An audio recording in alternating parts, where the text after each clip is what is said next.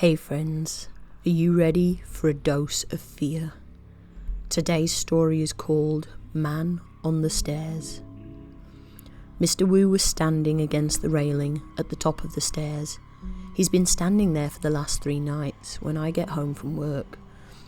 I live in one of those 5-story downtown apartment buildings that are always filled with a variety of characters. The woman with the 1,000,000 cats who's always wearing a worn-out robe, the man and woman who are constantly fighting and then making up loudly, the mother with the screaming children, the neighbours that you never see but can hear fragments of their daily lives as you walk down the hall, and there's always a Mr. Wu.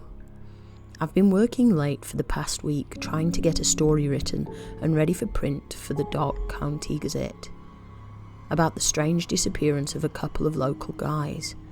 I finally finished it tonight and was making my way up the stairs to my apartment on the 3rd floor when there he was, standing there. He was holding on to the old metal banister and looking at me with his small almond-shaped eyes, with an almost pleading urgency about him.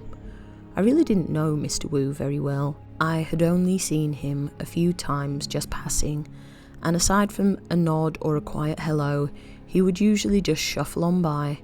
This time was different. He almost seemed upset and saddened. I wondered if everything was all right with him. Maybe he was waiting for someone. As I approached, he held out a hand to stop me and opened his mouth to speak. Nothing really came out but a few small, garbled noises. "Are you okay, Mr. Wu?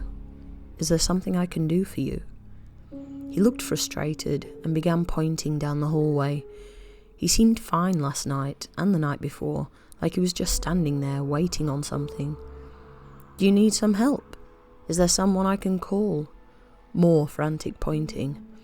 I looked down the dimly lit hallway and couldn't see anything abnormal. I looked back to tell him, and I noticed that one of his eyes had turned this strange milky white colour. Mr. Wu just continued to point towards our apartments. Mine was the 3rd door on the left, and his was the 5th on the right. "Is there something bothering you? Did someone break into your apartment?" His hands started flailing in frustration towards the hall, like I wasn't listening to him at all. I grabbed at his arm but missed it somehow.